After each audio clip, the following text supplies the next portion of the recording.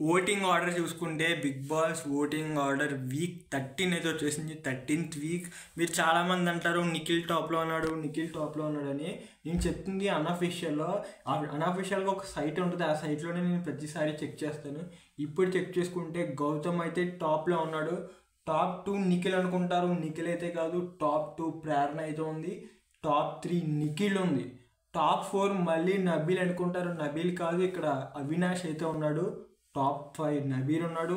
Top 6 tasty Teja ఉన్నాడు. Top 7 Prithvi. Top 8 Vishnu. So ఇలా అయితే ఆర్డర్ ఉంది. సో మీరేమనుకుంటున్నారు అంటే అన్అఫిషియల్ ఓటింగ్ నేను మొత్తం 99% కరెక్ట్గా ఉంటుందని నేను చెప్పను. ఇటు వచ్చిన గౌతమ్ నిఖిలే టాప్ 2 ప్లేసెస్లో ఉంటారు. బట్ ఈ అన్అఫిషియల్ ఓటింగ్ బాట్స్ అయినా యూజ్ చేస్తున్నారా ఏంటో.